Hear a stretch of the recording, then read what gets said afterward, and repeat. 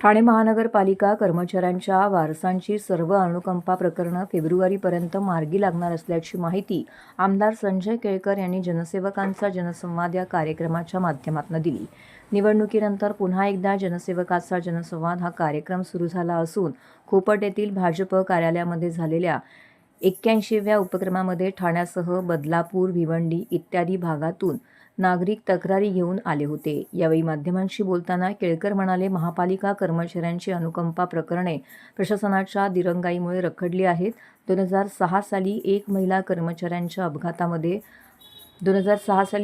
कर्मचाऱ्याचा अपघातामध्ये मृत्यू झाला। त्यानंतर आज तागायत त्यांच्या वारसाला अनुकंपा तत्वावरती नोकरी मिळाली नाही, तर कोरोना काळामध्ये मृत्यू पावलेल्या 2 कर्मचाऱ्यांच्या वारसांची प्रकरणं लाल फितीमध्ये अडकून पडलेली आहेत। याबाबत प्रशासनाशी सातत्याने पाठपुरावा केल्यानंतर फेब्रुवारीपर्यंत रखडलेली 50 प्रकरणे मार्गी लावण्यात येतील, अशी कबुली अधिकाऱ्यांनी दिल्याची माहिती केळकर यांनी दिलेली आहे। यावेळी नवनिर्वाचित नगरसेवक सीताराम राणे, नगरसेवक सुरेश कांबळे, नगरसेविका उषा वाघ, अनिता यादव, सचिन पाटील, राजेश गाडे, किशोर सोनगडा उपस्थित होते। नाही, त्वरित आम्ही हा सोमवार आणि शुक्रवार सुरू केला। म्हणजे शनिवारी सगळं संपलं आणि सोमवारपासून मागच्या हा जनसंवाद उपक्रम सुरू केला आहे। कारण की लोकांच्या समस्या खूप आहेत। आज देखील माझ्याकडे फसवणुकीची तर गेल्या 81 जनसंवाद कार्यक्रमामध्ये फसवणुकीचे तर तक्रारी अनेक आल्या। त्याच्यातल्या जवळजवळ 75% आम्ही सोडवल्या। संबंधित लोकांशी चांगल्या शब्दामध्ये बोलून निरनिराळ्या प्रकारे कायद्याचा धाग राखून त्या सुटल्या। परंतु ओव्हरऑल विविध ठिकाणी लोकांची फसवणूक होते। मग कधी बिल्डरकडनं होते, कधी त्या बिल्डरच्या प्रतिनिधीकडनं होते।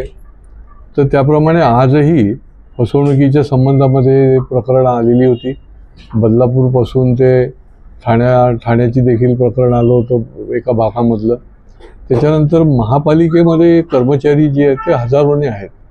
त्यांचे अनेक विषय जे आहेत ना, ते एक वर्ष ते खेटा घालत आहेत। अनेक विषय आम्ही सोडवलेले जरी असले तरी देखील अनुकंपाचे जे विषय आहेत, आता माझ्याकडे आज जे आले होते ते 2006ला त्यांची आई ॲक्सिडेंटमध्ये गेली, तेव्हापासून त्यांना अनुकंपामध्ये अजून मिळालेलं नाही। उरलेले 2 जण जे होते त्यांनाही कोविडच्या काळामध्ये त्यांचे पालक वारले, तर त्यांना अनुकंपामध्ये।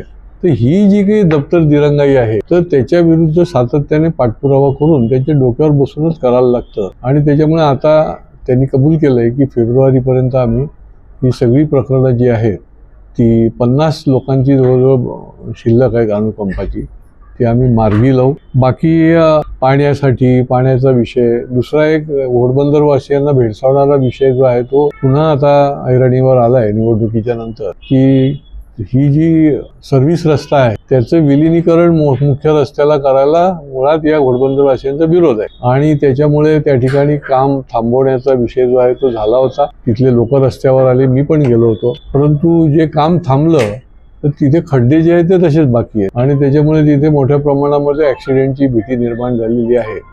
आणि हा विरोध त्यांचा कायम असल्यामुळे तो देखील विषय पुढच्या काळामध्ये आम्ही मार्गी लावणार आहोत।